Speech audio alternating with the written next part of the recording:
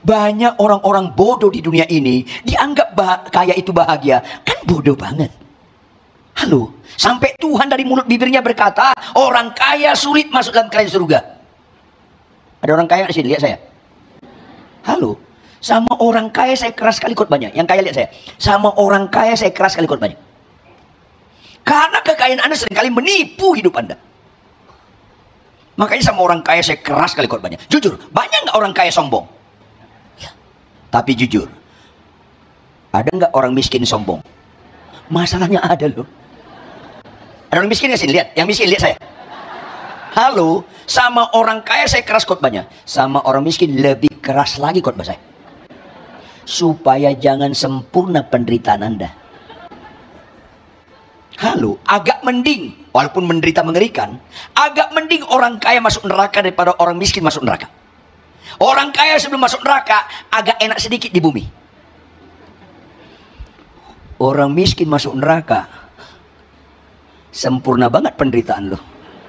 Di bumi lu susah, masuk neraka lagi. Kok penderitaan berseri?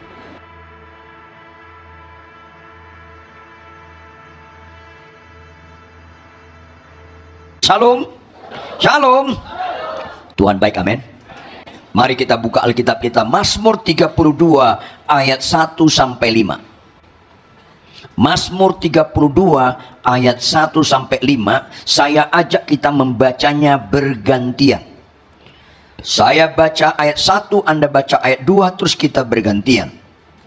Ayat 5, ayat terakhir kita bersama-sama. Yang sudah dapat dan mengerti instruksinya, katakan amin. Di bawah judul perikop tentang apa? Nah, sunyi senyap lu pada. Kalau nggak bawa Alkitab nggak tahu judul perikopnya. Malas-malas bawa Alkitab nih orang. Halo, apa judul perikopnya? Yang bawa Alkitab baca keras. Apa judul perikopnya? Yes, kebahagiaan orang yang diampuni dosanya. Kalau ada kebahagiaan Anda lebih daripada diampuni, Anda sama sekali nggak kenal Yesus. Ini penting sekali. Saya mulai dari Daud, nyanyian pengajaran. Berbahagialah orang yang diampuni pelanggarannya, yang dosanya ditutupi. Lanjut.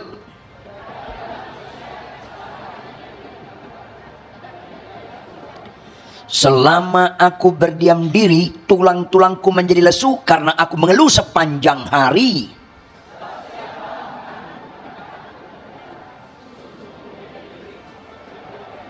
Sama-sama dosaku kuberitahukan kepadamu, dan kesalahanku tidaklah kusembunyikan. Aku berkata, aku akan mengaku kepada Tuhan pelanggaran-pelanggaranku, dan Engkau mengampuni kesalahan karena dosaku.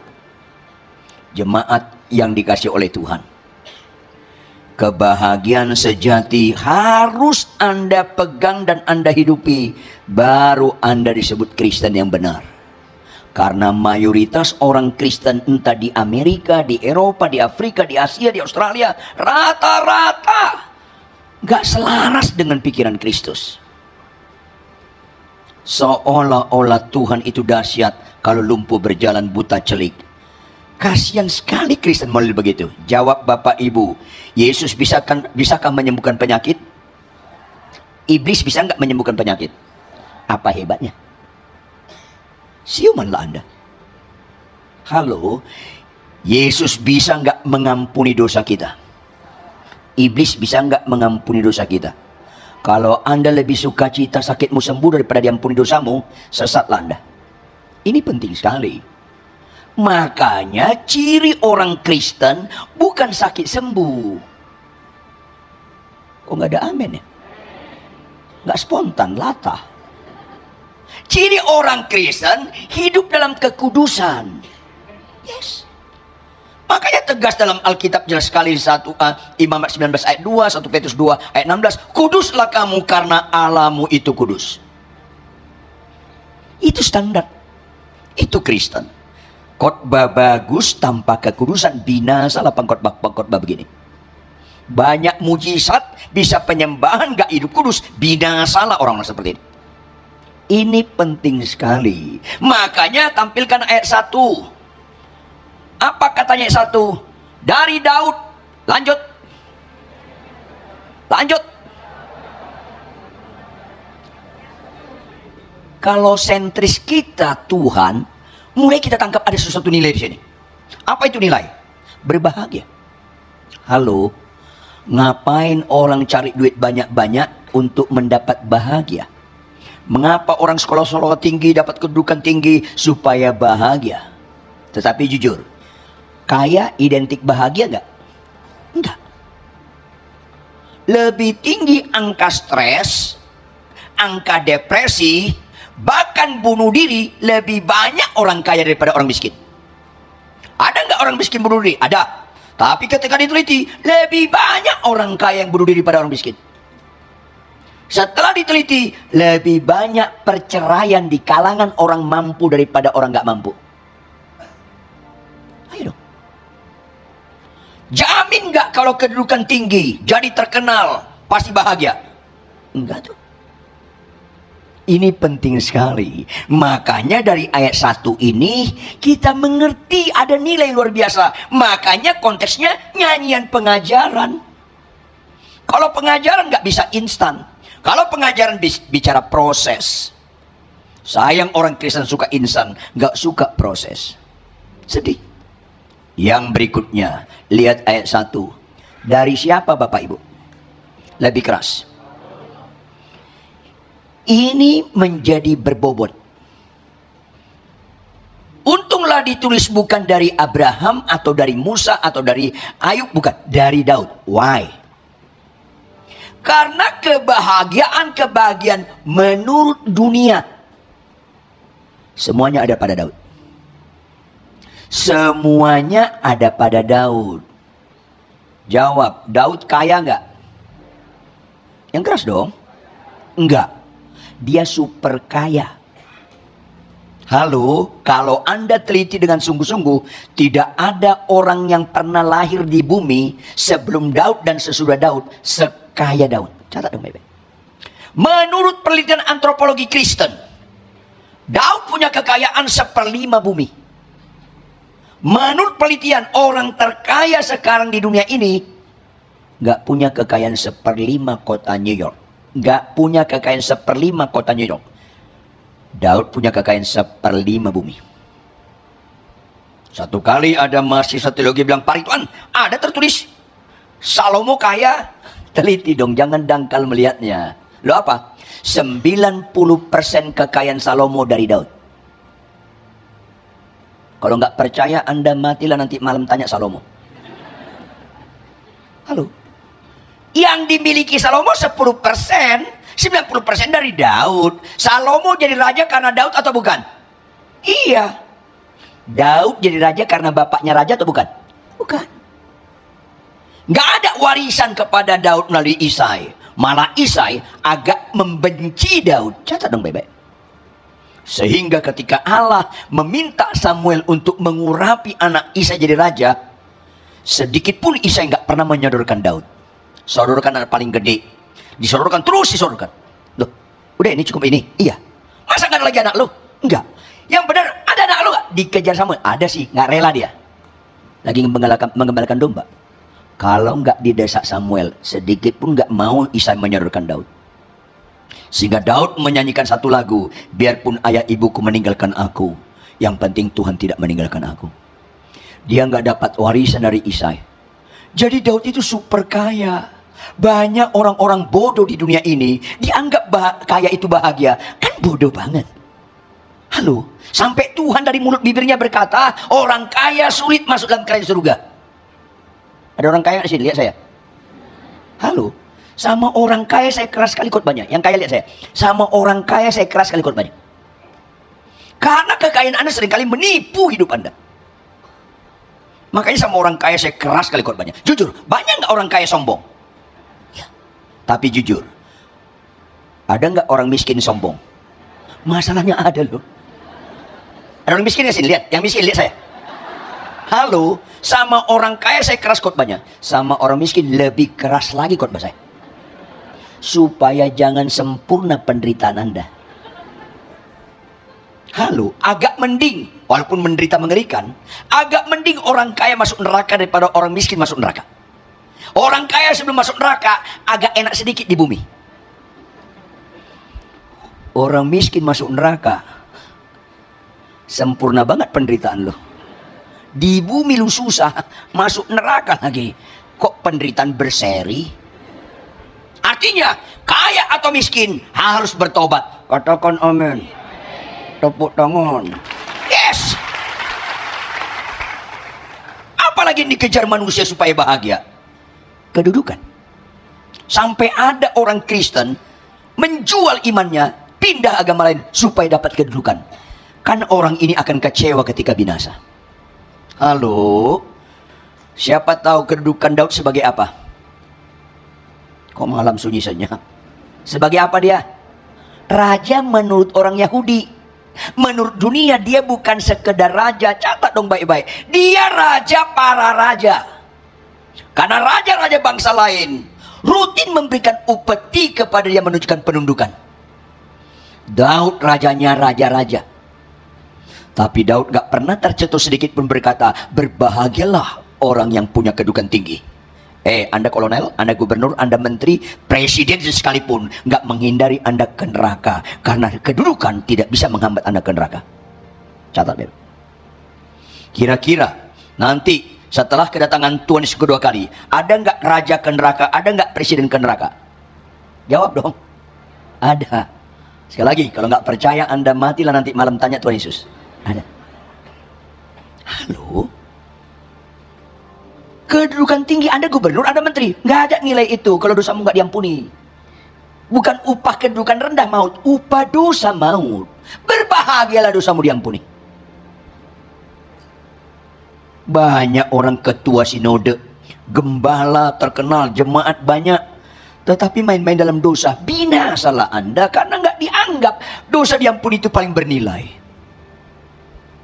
Berikutnya, ada jemaat saya berkata, Pak Ridwan, puji Tuhan, apa ini? Calon menantu saya artis terkenal, puji Tuhan, tapi itu bukan nilai.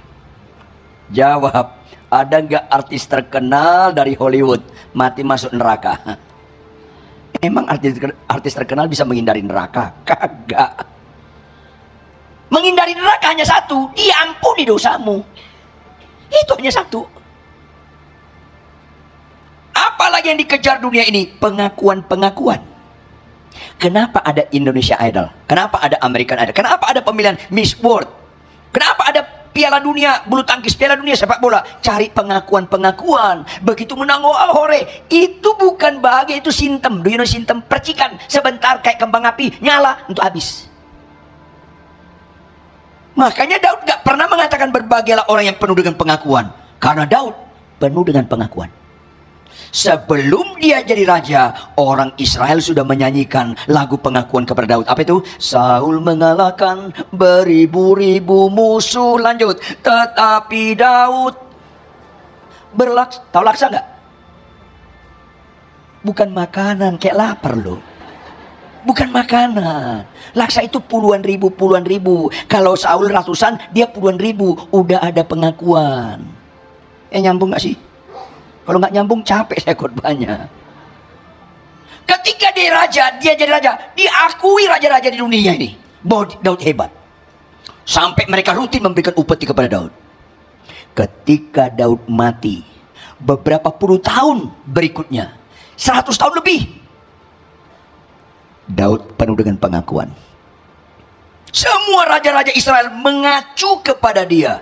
Yosia takut akan Tuhan, tapi tidak sesaleh nenek moyangnya Daud. Enggak berkata sesaleh nenek moyang Salomo, bukan. Daud penuh dengan pengakuan.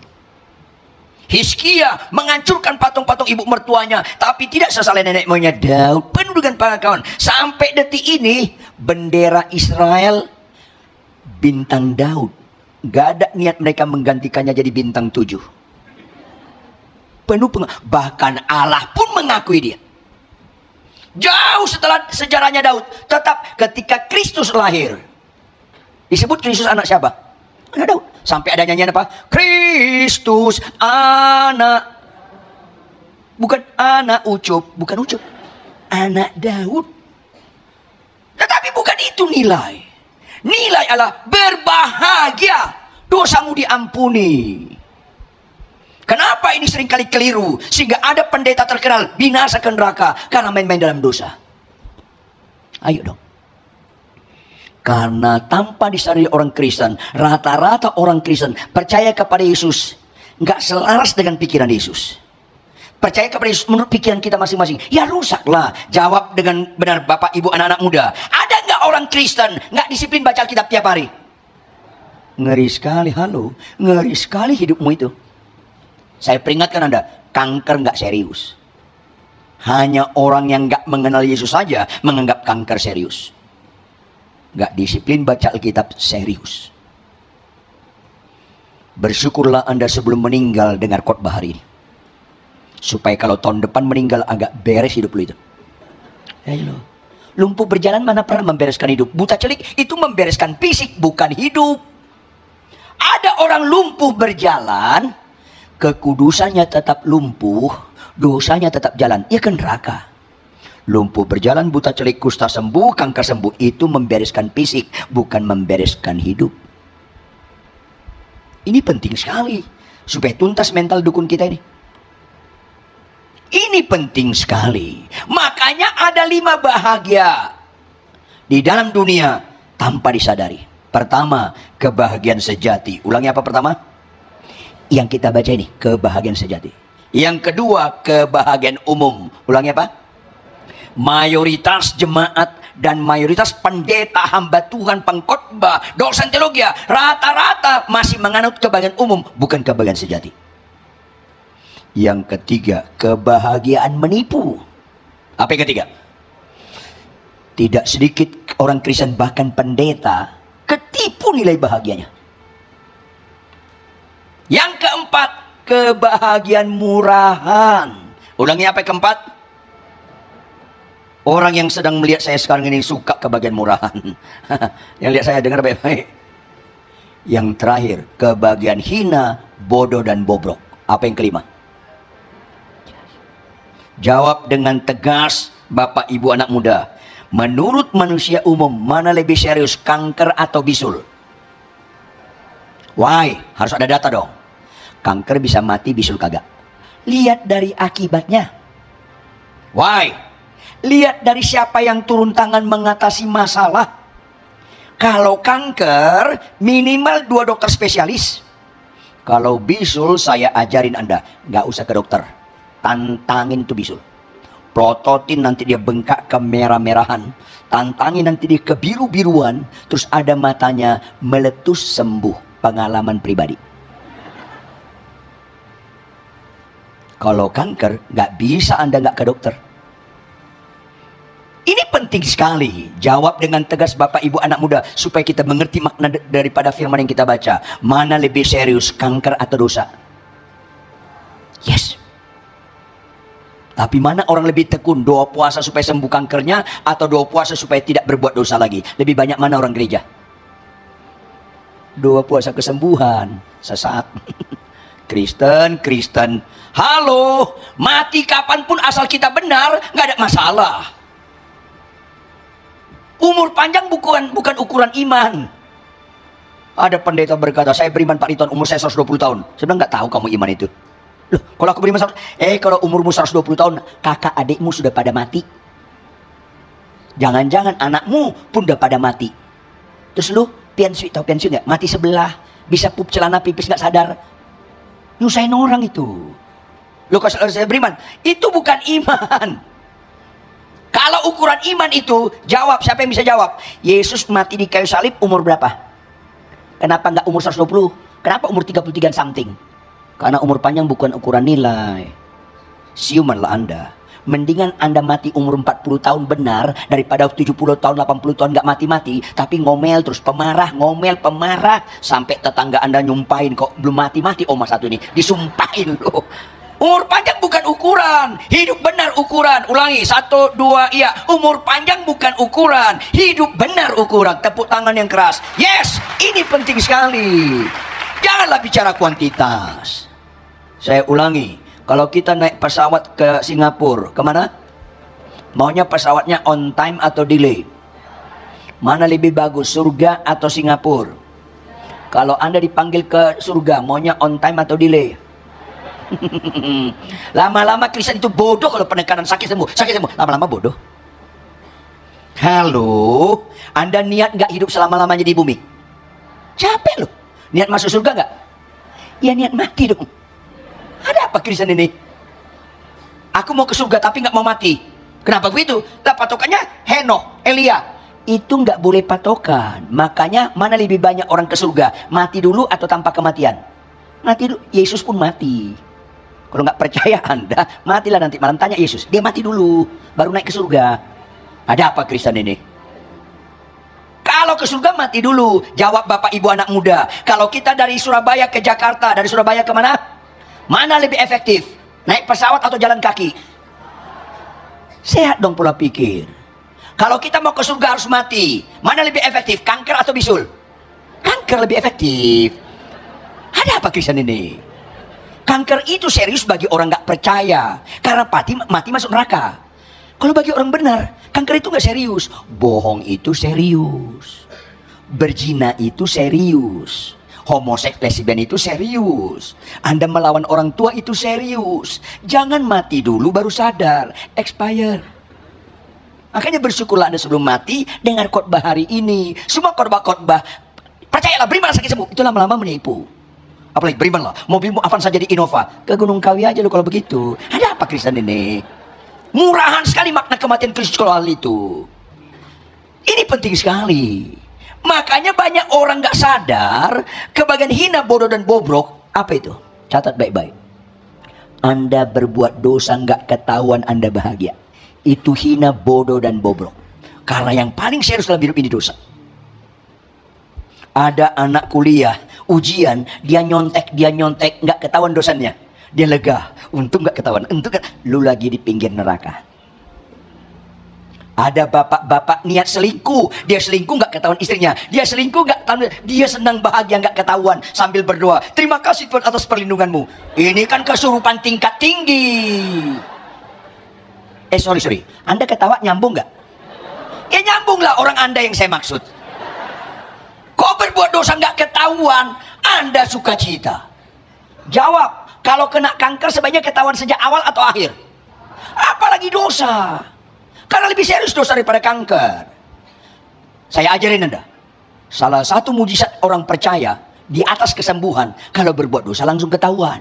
Contoh, ada bapak-bapak niat selingkuh. Tahu selingkuh nggak? Berhubungan sama kuntilanak. Dia telepon si kuntilanak, janjian ketemuan di depan TP. Dia jemput, dia bawa ke Batu Malang untuk berzina. Sampai di Batu Malang, hotel yang sepi, dia turun, dia gandeng si kuntilanak kalau di hotel untuk mesen kamar untuk berzina. Lagi mesen kamar untuk berzina, ketemu ibu mertuanya, mujizat nggak? Kok ketawa lu melawan? Ketawa sambil sedih. Kayak apa? Sial ketahuan. Kalau Anda masih rasa sial ketahuan berbuat dosa, memang Anda pantas binasa. Catat dong, Bebe. Ayo dong. Khotbah kayak gini kurang populer. Tetap ada kemungkinan nggak diundang lagi. Nggak ada masalah. Nggak ada masalah. Jangan tertarik khotbah supaya diundang lagi. Tertariklah khotbah supaya kebenaran disampaikan. Walaupun nggak diundang lagi. Ini akhir zaman. Maka saya ajarin Anda berdoa dengan benar. Tuhan, dosa itu serius. Sampai bisa aku ke neraka. Oleh karena itu Tuhan, tolonglah aku jangan berbuat dosa lagi. Cuman sedikit aminnya. Terus jangan titik, koma. Lanjutkan, bukan konteks excuse. Lanjutkan. Tetapi Tuhan, kalau sampai saya berbuat dosa lagi dalam nama Yesus, tolonglah langsung ketahuan. Bila perlu sedikit dipermalukan, supaya kejadian yang gak nyaman ini melatih ulang bagi aku yang dablek ini, bahwa aku gak pernah cocok dengan dosa. Itu doa lebih bagus daripada kesembuhan. Lawan muka kalian nih. Kalau aku berbuat dosa, tolong langsung ketahuan. Bila perlu sedikit dipermalukan, supaya kejadian yang gak nyaman ini melatih aku yang keras kepala ini, bahwa sampai kapanpun aku gak pernah cocok berbuat dosa. Sekarang banyak pendeta menikmati punya istri simpanan sepanjang gak ketahuan. Begitu ketahuan marah, kan rusak. Gak banyak pendeta yang benar di akhir zaman ini Bapak Ibu. Nabi palsu banyak sekarang ini. Kok menikmati kau berbuat dosa, kau berzina, nggak ketahuan, kau tenang-tenang dan bisa khotbah lagi. Halo, bersyukurlah Anda sebelum meninggal dengar khotbah hari ini. Itu kebagian kalian hina, bodoh dan bobrok. Bapak ibu yang masih berbuat dosa nggak ketahuan, masih Anda nikmati istilah rohani dalam hidupmu, binasalah Anda. Mulai saat ini jangan lagi berbuat dosa. Yang setuju katakan amin. Kalau sampai berbuat dosa, tolong langsung ketahuan. Bila perlu sedikit dipermalukan, supaya kejadian itu melatih ulang bagi kita. Kita nggak pernah cocok dengan dosa. Yang setuju katakan amin. Tepuk tangan yang keras. Yes, ini kebenaran. Karena banyak nanti pada akhir zaman yang namanya pendeta, pengkhotbah, gembala, dosen teologi binasa ke neraka karena nggak melihat dosa itu serius. Yang keempat, kebahagiaan yang murahan. Saya dulu kuliah di sekuler, duit saya pas-pasan. Ketika nunggu di halte bus, busnya berhenti, rame-rame kami masuk. Berusaha saya pura-pura nggak masuk, nyelip. Ketika kondektur mengambil ongkos, saya nggak diambil. Saya bahagia. Nggak diminta. Terus saya turun. Selamat dapat. Itu murahan. Kasih. Aku ini belum bayar, kasih dong. Tuh nggak ada amin kalau khotbah begini. Murahan banget. Ada orang punya duit 10.000 dulu. 10.000 merah. Mirip 100.000. Ketika dia belanja 6.000, seharusnya kembali berapa? 4.000 kan? Tapi karena orang yang punya warung nggak tahu itu 10.000, dikira 100.000, dikembalikan 94.000. Anda terima kasih Tuhan untuk berkat khusus ini. Murahan banget hidup lu seperti itu. Dan banyak orang Kristen mimpin pujian, singers, pemain musik, menyembah terharu-terharu, tapi kebahagiaannya masih murahan. Ayo dong. Hina banget nilai kematian Kristus kalau untuk hal seperti itu. Yang ketiga, kebahagiaan menipu. Buka operator Lukas 10 ayat 20. Lukas 10 ayat 20. Karena kita bodoh menilai-nilai, ini seringkali terjadi kalangan hamba Tuhan. Sama-sama baca, 1, 2, ya. Namun demikian, janganlah bersuka cita karena roh-roh itu takluk kepadamu. Tetapi ada pendeta masih muda, jemaatnya banyak, dia bilang, Paritan puji Tuhan, jemaat saya banyak. Saya bilang, jangan berbahagia di situ. Berbahagialah dosamu diampuni, sehingga namamu masih tercantum dalam kerajaan surga. Jemaat lu banyak atau sedikit itu bukan nilai. Nilai banyak atau sedikit, nama Anda masih tercantum dalam kerajaan surga atau tidak? Ayo dong. Yesus mati di kayu salib bukan untuk supaya kau jadi pendeta terkenal, supaya kau selamat, dosamu diampuni. Lanjut, coba nyanyikan lagu tadi. Oleh kuasa darahmu, lanjut. Yes. Jangan letakkan kuasa darah Yesus supaya jadi pendeta terkenal, jemaat banyak. Bukan itu ukurannya. Tetapi Tuhan sudah mengampuni dosa kita. Itu kata Daud, berbahagialah dosanya diampuni. Petrus dan kawan-kawan salah menanggapi nilai. Tuhan, kami sudah melayani, banyak roh jahat kalah. Puji Tuhan. Tapi jangan berbahagia, roh itu takluk kepada engkau. Berbahagialah, namamu masih tercantum dalam kerajaan surga. Yang berbahagia itu dosa kita diampuni. Kalau ada kebahagiaan tandingan daripada dosa diampuni, orang ini sama sekali nggak kenal Tuhan. Yang kedua, kebahagiaan umum. Ulangi apa? Kebahagiaan umum. Ulangi apa? Halo, jawab dengan tegas. Orang Kristen suka nggak kesembuhan? Agama lain suka nggak kesembuhan? Penjahat suka nggak kesembuhan? Kritisi dong, berarti itu kebahagiaan umum.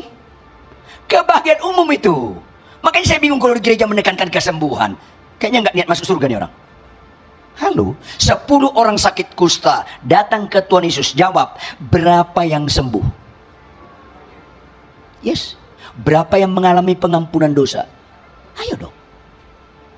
Jangan gantikan sukacita terhadap dosa kita diampuni dengan lebih hebat, dengan sakitmu sembuh. Kau menghina salib Kristus. Ini penting sekali. Tampilkan kebahagiaan sejati. Yohanes 3:16. Sama-sama kita baca ayat ini supaya Anda jangan ketipu oleh setan. Baca sama-sama Yohanes 3:16. 1, 2, ya. Karena begitu besar kasih Allah akan dunia ini, sehingga ia supaya melainkan. Halo, siumanlah Anda. Karena begitu besar kasih Allah akan dunia ini. Kalimat itu menunjukkan tanpa besar kasih Tuhan, nggak terjadi pengampunan. Karena begitu besar kasih Allah akan dunia ini. Artinya, nggak ada lagi tandingan kalimat ini dibandingkan yang lain. Karena begitu besar kasih Allah akan dunia ini, Dia tunjukkan Dia karuniakan Anak tunggal. Bukan supaya sembuh, bukan supaya jadi pendeta terkenal, bukan supaya kaya, tapi supaya apa? Kita tidak, melainkan beroleh apa itu? Untuk pengampunan dosa. Jamin nggak pengkhotbah pasti nggak masuk neraka? Jamin nggak? Enggak. Malah banyak orang pelayan masuk neraka karena nggak ngerti betapa mulianya pengorbanan Kristus di kayu salib. Bukan untuk sakit sembuh, bukan untuk jadi pendeta terkenal, bukan. Halo, sampai mati Anda nggak bisa khotbah, nggak ada masalah. Karena Yesus mati bukan supaya bisa khotbah. Makanya nggak semua orang percaya bisa khotbah, karena bisa khotbah bukan ukuran. Sampai mati Anda nggak bisa bahasa roh, nggak ada masalah. Siumanlah Anda. Kok aneh-aneh ada orang bilang kalau nggak ada bahasa roh nggak ada Roh Kudus. Siapa yang bilang itu? Ngawur itu. Tapi saya peringatkan Anda, ada orang Kristen anti bahasa roh, sesat. Ada bahasa roh, ulangi 1, 2, ya. Ada bahasa roh. Tapi bahasa roh itu bukan ukuran rohani. Ayo dong. Jangan anti bahasa roh, sekaligus jangan utamakan bahasa roh. Kalau Anda bisa bahasa roh, puji Tuhan. Tapi bukan itu yang menentukan kau rohani. Kau hidup dalam kekudusan nggak? Hidup dalam kebenaran nggak? Itu ukuran rohani. Jawab Bapak Ibu.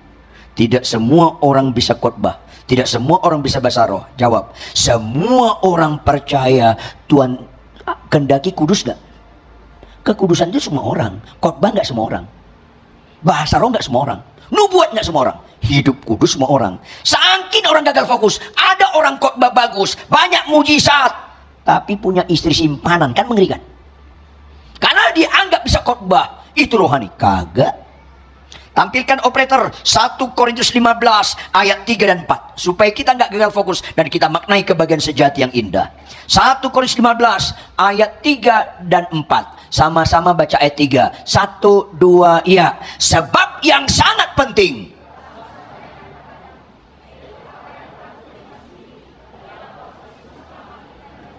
Sesuai dengan yes. Tetap ayat 3 dulu. Alkitab jarang menggunakan kalimat sangat penting. Tapi ayat ini sebab yang sangat penting. Artinya apa? Anda jangan gagal fokus. Ini yang sangat penting. Yang lain-lain nggak sangat penting. Apa itu? Telah aku sampaikan kepadamu itu apa yang telah aku terima sendiri. Ialah bahwa Kristus telah mati karena apa? Bukan karena penyakit. Jawab Bapak Ibu. Sebelum Yesus mati di kayu salib, bisa nggak penyakit sembuh? Yang keras dong? Bisa. Bisa. Yesus gak perlu mati di kayu salib untuk menyembuhkan penyakit, untuk membangkitkan orang mati, gak perlu. Tetapi kalau untuk pengampunan dosa, gak ada alternatif lain. Harus mati dia. Harus dikuburkan. Harus bangkit. Menyatakan, hai maut di manakah sengatmu? Sengat maut ialah dosa, sudah ditelan oleh kemenangan Kristus. Kristen yang benar, jangan berbuat dosa lagi. Ayolah. Siapapun pendeta dimanapun di belahan bumi ini, khotbah bagus, kalau main-main dalam dosa, binasalah Anda. Kalimat terakhir, ialah bahwa Kristus telah mati karena dosa-dosa kita sesuai dengan apa? Di luar itu nggak sesuai dengan kitab suci. Kristus mati karena penyakit kita, itu nggak sesuai dengan kitab suci. Kristus mati supaya kita kaya, itu nggak sesuai dengan kitab suci. Sesuai dengan kitab suci, dosa kita dipikul oleh Kristus. Maka Daud berkata, berbahagialah dosamu diampuni. Gak ada alternatif lain supaya namamu tercantum dalam kerajaan surga selain pertobatan dan dosamu diampuni. Anda gak bisa khotbah, gak bisa membatalkan namamu dalam kerajaan surga. Anda gak bisa bernubuat, gak bisa membatalkan namamu tercantum dalam kerajaan surga. Anda main-main dalam dosa, Anda gak ngerti keselamatan. Sedih rasanya banyak sekarang pelayan-pelayan Tuhan main-main dalam dosa. Ada pendeta sedang saya bimbing, ketahuan punya istri simpanan di Makassar. Saya bilang, keterlaluan kamu, bersyukurlah kau untuk. Ketahuan, bersyukur kau. Saya tanya dia, kalau kamu ketemu sama istri simpanan di Makassar, kau naik pesawat dari Jakarta, berdoa nggak? Berdoa Pak Ridwan. Apa doamu? Tuhan Immanuel sertai aku mendarat selamat di Makassar. Kenapa nggak lanjutkan? Supaya ketemu dengan kuntilanak. Jijik sekali orang-orang berdoa seperti ini. Anda mau dilindungi Tuhan supaya selamat sampai Makassar, supaya ditolong Tuhan kau ketemu sama si kuntilanak. Jahat sekali Anda. Khotbahnya bagus. Halo, kalau Anda Kristen, bukan soal Anda bisa khotbah atau nggak bisa khotbah. Bukan soal Anda bisa bahasa roh atau nggak bisa bahasa roh. Bukan soal Anda bisa mendoakan orang sakit sembuh atau tidak. Tetapi soal kuduslah kamu karena Allahmu itu kudus. Untuk itulah Yesus mati dalam kitab suci. Ayat 4 ditegaskan lagi sesuai dengan kitab suci. Bahwa ia telah dikuburkan. Bahwa ia telah dibangkitkan pada yang ketiga sesuai dengan kitab suci. Supaya dosa kita kalah. Tepuk tangan yang keras. Maka penutup. Perhatikan penutup. Dosa itu sama dengan ketidaktaatan. Ulangi, dosa itu apa?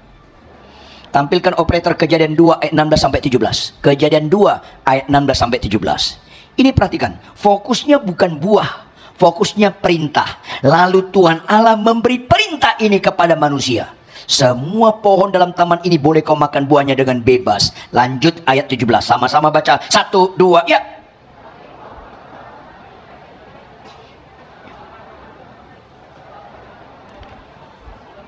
Fokusnya bukan buahnya. Fokusnya soal taat atau tidak taat. Jawab Bapak Ibu, kalau Adam dan Hawa taat tidak makan buah itu, mereka binasa nggak? Akhirnya mereka taat atau nggak taat? Akibatnya apa? Diusir. Artinya apa? Dosa itu sama dengan tidak taat. Jujur, Adam dan Hawa ngambil buahnya cuma satu atau satu truk. Jadi bukan soal banyaknya buah diambil, tetapi bicara taat atau nggak taat. Sehingga ada orang Manado bilang, Pak Ridwan, coba Adam dan Hawa orang Manado. Nah, kenapa? Nggak jatuh dalam dosa. Maksudnya apa? Orang Manado itu tukang makan, Pak Ridwan. Maksud lo apa? Ular datang menggoda, langsung kami tangkap, kami rica-rica. Saya bilang, berarti kau lebih jelek dari Adam dan Hawa. Kenapa lebih jelek, Pak Ridwan? Kan lu bilang tadi orang Manado tukang makan. Iya, kenapa? Kalau Adam dan Hawa perlu ular untuk digoda ngambil buah. Kalau lo ular udah kau potong, kau tetap ambil buah juga karena kau tukang makan. Oh, kalau begitu orang Batak dong. Jangan orang Batak. Orang Batak bukan hanya buah, pohonnya dicabut. Intinya ketidaktaatan. Ulangi, 1, 2, iya. Kalau kau makan kau akan mati. Artinya kalau kau nggak taat kau mati. Kenapa Bapak Ibu? Karena ketidaktaatanlah yang paling serius dalam hidup ini. Ada apa di balik ketidaktaatan? Catat baik-baik. Tidak taat itu ada statement hidup yang berbobot. Kita menolak ketuhanan Yesus. Karena hanya ketaatan, statement hidup yang berbobot, Anda bertuhankan Yesus. Ada perintah Tuhan, hai suami kasihlah istrimu. Kalau kau nggak taat kau mati. Itu artinya. Hai istri, tunduklah pada suamimu. Kalau kau nggak taat kau mati. Itu artinya. Maka dosa itu sama dengan tidak taat. Ulangi, dosa itu sama dengan apa? Karena tidak taat itu paling mengerikan dalam hidup ini. Karena tidak taat kita menyangkal kematian Kristus. Karena nggak taat kita nggak suka dengan Yesus. Kita Tuhan kita, diri kita Tuhan kita. Itu dibalik ketidaktaatan. Sebaliknya, ketaatan adalah satu-satunya statement Anda dan saya berbobot mengakui Yesus Tuhan. Khotbah tidak pernah berbobot mengakui Yesus Tuhan. Penyembahan nggak pernah berbobot mengakui Yesus Tuhan. Kalau khotbah dan nyanyian itu nggak Anda taati. Coba bayangkan ya, Tuhan suruh Anda baca Alkitab tiap hari, Anda nggak taat. Disuruh nggak taat. Tapi Anda nyanyi apa? Hidup ini adalah kesempatan. Langsung malaikat berkata, bohong. Hidup ini untuk melayani Tuhan. Bohong-bohong. Orang Kristen seolah-olah berbobot dengan nyanyi terharu-terharu, tapi baca Alkitabnya mengharukan. Ada apa Kristen? Rusak. Saya gembala jemaat di Jakarta. Ada worship leader saya, tinggi besar ganteng kayak saya, kata orang buta. Jangan gitu, ketawa lo, nyakitin lo. Asal menyembah gemetar-gemetar. Kaulah Tuhan. Jemaat terangkat kalau dia mimpin pujian, gemetar-gemetar. Tapi itu kan mengejek Tuhan. Karena saya ketemu dia naik motor lawan arah, orang lain gemetar sama dia. Ini kan rusak nih orang. Nyambung gak sih? Ya pasti nyambung, karena Anda juga saya maksud. Jangan menipulah, semua khotbah, Semua pujian nyanyian kalau nggak ditaati itu hanya bobot ritual tanpa spiritual. Akhirnya banyak ibadah-ibadah bobotnya entertain, bukan kebenaran. Rusak mengejek Tuhan orang seperti. Kalau saya khotbah, saya punya istri simpanan, saya lagi lempar kotoran ke salib Kristus. Orang kan bisa kita bohongi, Tuhan mana bisa kita bohongi. Taat, ulangnya apa? Buka Yohanes 14 ayat 15 operator. Yohanes 14 ayat 15. Ketaatan itu dia menghargai akan pengampunan dosa. Karena dosa itu tidak taat, maka orang nggak berdosa harus taat. Sama-sama baca. 1, 2, ya. Tidak ada kerohanian yang terbaik di hadapan Tuhan selain mengasihi Dia. Sampai-sampai Tuhan berkata, hukum yang terutama dan pertama adalah kasihlah Allahmu dengan segenap, dengan segenap, dengan segenap. Itulah hukum yang terutama dan pertama. Kalau Anda mengasihi Tuhan, Anda nggak pernah salah memaknai kekristenan. Khotbah belum tentu benar memaknai kekristenan. Kalau mengasihi Tuhan, absolut mengerti. Caranya cuma satu. Jikalau kau mengasihi aku, engkau menuruti segala perintahku. Maka baca Alkitab, fokusnya bukan janji Tuhan, fokusnya perintah Tuhan. Ku renungkan firman-Mu, lanjut. Siang dan malam, lanjut. Ku pegang, yes, bukan janjimu. Sesat orang memegang janji Tuhan. Pegang perintah Tuhan, taat. Ini penting sekali. Kalau saya bilang sama supir saya, nyetir itu sopan ya. Terus setiap kali kamu ngantar saya, berhenti, langsung ambil kemoceng, kebaskan debu bodi luar ini. Setiap kali ngantar saya, langsung kebaskan, paling 10 menit. Itu perintah atau janji? Itu kesukaan saya atau kesukaan supir? Semua perintah Tuhan, representatif kesukaan Tuhan. Kalau fokus kita perintah Tuhan, kita sedang menyenangkan Tuhan. Terus saya bilang lagi, kalau kau disiplin melakukan apa yang saya perintahkan, dalam tahun ini, tahun depan gajimu naik 2 kali lipat. Itu perintah atau janji? Itu kesukaan saya atau kesukaan supir? Kalau dia pegang janji saya, dia nggak lakukan perintah, dia dipecat atau dilanggengkan. Pecatlah. Orang Kristen pegang janji Tuhan tapi nggak taat, ya dipecatlah Anda. Kristen, fokus kita perintah Tuhan. Itu bukti mengasihi Tuhan. Terakhir, buka Markus 1 ayat 42. Terakhir, Markus 1 ayat 42. Sama-sama baca Bapak Ibu. 1, 2, ya. Cerdas, cerdas. Kata mana dalam ayat ini mewakili keterangan waktu? Lebih keras. Lebih keras.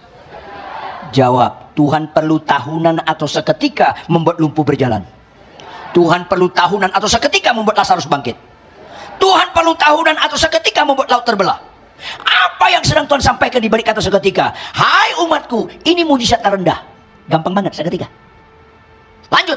Apa yang Tuhan sampaikan di balik kata seketika? Hai umatku, ini nggak ada unsur kekekalannya. Semuanya sementara. Catat bebek, yang seketika sementara. Ulangi, 1, 2, ya. Lazarus dibangkitkan Tuhan seketika atau proses tahunan? Udah bangkit, benar nggak bangkit dia? Mati lagi nggak? Mati lagi. Yang Anda kenal di terminal Bungurasi itulah Lazarus Simanjuntak, beda orangnya. Mati lagi karena sementara. Laut dibelah Tuhan nggak terbelah nggak laut? Jawab. Sekarang terbelah atau udah gabung? Karena sementara. Ibu-ibu lihat saya. Jikalau engkau mengasihi Tuhan, engkau menuruti perintah Tuhan. Ibu-ibu lihat saya. Ada nggak perintah Tuhan? Hai istri, tunduklah pada suami. Ada nggak ibu-ibu? Ada nggak? Jawab dengan tegas. Istri tunduk pada suami seketika atau proses tahunan? Tumben jujur loh. Saya sedih lihat orang Kristen lebih kagum mayat bangkit daripada istri tunduk pada suami. Memang Anda nggak kenal salib Kristus. Seharusnya lebih kagum pelaku firman daripada mayat bangkit. Karena mayat bangkit bisa seketika. Kalau pelaku firman Tuhan mau diproses melalui perenungan salib Kristus dan penundukan sangkal di pikul salib, maka pulanglah dari tempat ini penghargaan terhadap pengampunan dosa. Kita mengasihi Tuhan dengan taat melakukan perintahnya. Bangkit berdiri, tepuk tangan yang keras buat Tuhan.